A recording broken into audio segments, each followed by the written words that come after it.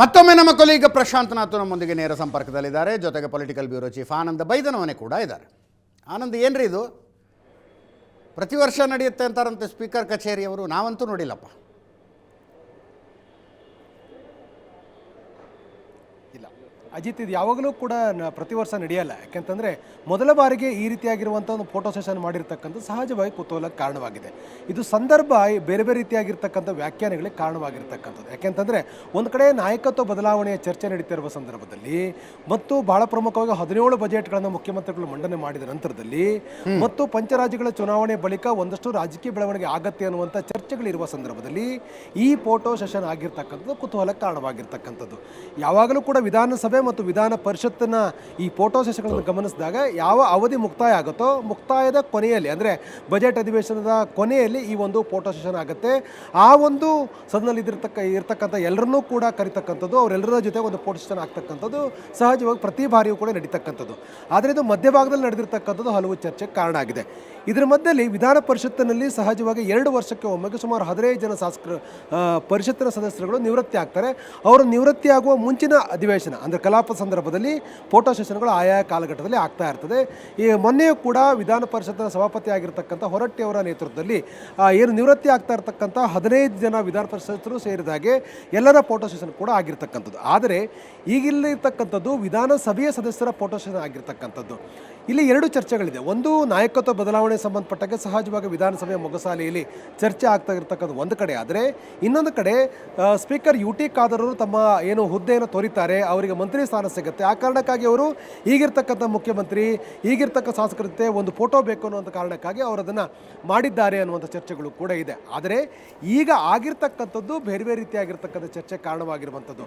ಮುಖ್ಯಮಂತ್ರಿಗಳು ಈ ಬಗ್ಗೆ ಯಾವುದೇ ರೀತಿಯ ರಿಯಾಕ್ಷನ್ ಕೂಡ ಕೊಟ್ಟಿಲ್ಲ. ಆಡಳಿತ ಪಕ್ಷದ ಸದಸ್ಯರುಗಳು ಅವ್ರದ್ದೇ ಆಗಿರ್ತಕ್ಕಂಥ ರೀತಿಯಲ್ಲಿ ವ್ಯಾಖ್ಯಾನಗಳನ್ನು ಮಾಡ್ತಾ ಇದ್ದಾರೆ. ಆದರೆ ಪ್ರತಿಪಕ್ಷ ಸಹಜವಾಗಿ ಆಗಿರ್ತಕ್ಕಂಥ ಫೋಟೋ ಸೆಷನ್ ಬಗ್ಗೆ ತಮ್ಮದೇ ಆಗಿರ್ತಕ್ಕಂಥ ರೀತಿಯಲ್ಲಿ ಅವರು ಕೂಡ ವ್ಯಾಖ್ಯಾನ ಮಾಡುವಂಥ ಪ್ರಯತ್ನ ಮಾಡಿದ್ದಾರೆ. ಆದರೆ UT ಖಾದರ್ ಅವರ ಆಸಕ್ತಿಯಿಂದ ನಡೆದಿರ್ತಕ್ಕಂಥ ಈ ಫೋಟೋ ಸೆಷನು ಬೇರೆ ಬೇರೆ ರೀತಿಯಾಗಿರ್ತಕ್ಕಂಥ ವ್ಯಾಖ್ಯಾನಕ್ಕೆ ಕಾರಣವಾಗಿದೆ. ಇದು ಕೇವಲ ಸಾರ್ವಜನಿಕ ವಲಯ ಅಷ್ಟೇ ಅಲ್ಲ, ಬದಲಾಗಿ ಕಾಂಗ್ರೆಸ್ ಶಾಸಕರ ಮಧ್ಯಲ್ಲೂ ಕೂಡ ಚರ್ಚೆ ಕಾರಣವಾಗಿರ್ತಕ್ಕಂಥದ್ದು ಮತ್ತು ವಿಧಾನಸಭೆ ಒಳಗಡೆನೂ ಕೂಡ ಇದು ಗಂಭೀರವಾಗಿರ್ತಕ್ಕಂಥ ಚರ್ಚೆ ಕೂಡ ಕಾರಣ ಆಯಿತು. ಆ ಸಂದರ್ಭದಲ್ಲೂ ಕೂಡ ಮುಖ್ಯಮಂತ್ರಿಗಳು ಯಾವುದೇ ರೀತಿಯಾಗಿರ್ತಕ್ಕಂಥ ರಿಯಾಕ್ಷನ್ ಮಾಡಿಲ್ಲ. ಸ್ಪೀಕರ್ UT ಖಾದರ್ ಮಾತ್ರ ಅವರ ಬಗ್ಗೆ ಕಾಮೆಂಟ್ಗಳು ಕೇಳಿ ಬಂದಾಗಲೂ ಕೂಡ ಅವರು ಕೂಡ ಈ ಸಂಬಂಧಪಟ್ಟ ಯಾವುದೇ ರೀತಿ ರಿಯಾಕ್ಷನ್ ಕೊಡಲಿಲ್ಲ. ಹಾಗಾಗಿ ಚರ್ಚೆ ಇನ್ನೂ ಕೂಡ ಮುಂದುವರಿತಾ ಇದೆ. ಮತ್ತು ಈ ಫೋಟೋಷನ್ ಯಾಕೆ ಮಾಡಬೇಕಾಗಿತ್ತು, ಮಧ್ಯಭಾಗದಲ್ಲಿ ಇದನ್ನು ಮಾಡುವಂಥ ಅಗತ್ಯ ಏನಿತ್ತು, ಇದ್ರ ಹಿಂದೆ ಬೇರೆ ಬೇರೆ ರೀತಿಯಾಗಿರ್ತಕ್ಕಂಥ ಡೆವಲಪ್ಮೆಂಟ್ ನಡೀತಾ ಇರ್ಬೋದು ಅನ್ನುವಂಥ ಈ ಚರ್ಚೆ ಇದೆ. ಇದು ಇನ್ನೂ ಕೂಡ ಕಂಟಿನ್ಯೂ ಆಗಿದೆ. ಒಂದಂತೂ ಸ್ಪಷ್ಟ, ವಿಧಾನಸಭೆಯ ಇತಿಹಾಸದಲ್ಲಿ ಮೊದಲ ಬಾರಿಗೆ ಈ ರೀತಿಯಾಗಿರ್ತಕ್ಕಂಥ ಒಂದು ಫೋಟೋ ಸೆಷನ್ ಮಧ್ಯಭಾಗದಲ್ಲಿ ನಡೆದಿರ್ತಕ್ಕಂಥದ್ದು ಭಾರಿ ಚರ್ಚೆಗಂತೂ ಕಾರಣ ಆಗಿದೆ. ಅಜಿತ್, ಪ್ರಶಾಂತ್, ನಾವು ಹೆಂಗೆ ನೋಡ್ಬೇಕಿದ್ನ? ಅದೇದೊಂದು ಕುತೂಹಲವಂತೂ ನಿಶ್ಚಿತವಾಗಿ ಹುಟ್ಟು ಹಾಕಿದೆ, ಯಾಕೆ ಫೋಟೋ ಸೆಷನ್ ನಡೀತು ಅಂತಕ್ಕಂಥದ್ದು. ಬಟ್ ಪೊಲಿಟಿಕಲ್ ಕ್ರೈಸಿಸ್ ಅಥವಾ ಪೊಲಿಟಿಕಲ್ ಫೈಟ್ನ ದೃಷ್ಟಿಯಿಂದ ತುಂಬ ಇದನ್ನು ಪ್ರಾಮುಖ್ಯತೆ ಕೊಡಬೇಕಾಗಿಲ್ಲ. ಪ್ರಾಮುಖ್ಯತೆ ಇನ್ ದ ಸೆನ್ಸ್ ಏನಂತಾರೆ, ಇಮ್ಯಾಜಿನೇಷನನ್ನು ತುಂಬ ಸ್ಟ್ರೆಚ್ ಮಾಡಿಸ್ಬೇಕಾಗಿಲ್ಲ ಅಂತ ಅನ್ಸುತ್ತೆ.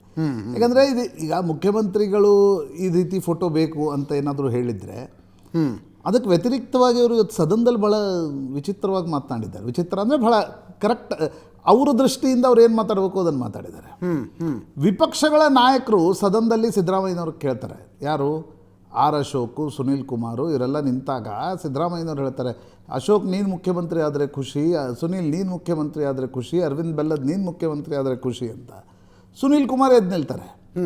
ಎದ್ದು ನಿಂತು ಸಿದ್ದರಾಮಯ್ಯನವ್ರಿಗೆ ಕೇಳ್ತಾರೆ, ಅಲ್ಲ ಸಿದ್ದರಾಮಯ್ಯನವ್ರೆ ನಮ್ಮೆಲ್ಲ ಹೆಸರು ಹೇಳ್ತಿದ್ದೀರಿ ನಿಜ, ಒಂದ್ಸಲ ಶಿವಕುಮಾರ್ ಹೆಸರು ಹೇಳಿ ಅಲ್ಲ ಅಂತ.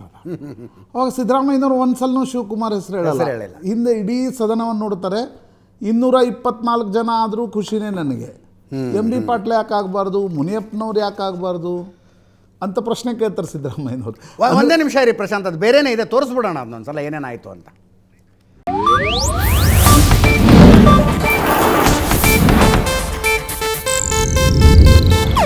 ಇದು ಏಷ್ಯಾನೆಟ್ ನ್ಯೂಸ್ ನೆಟ್ವರ್ಕ್ ಪ್ರಸ್ತುತಿ.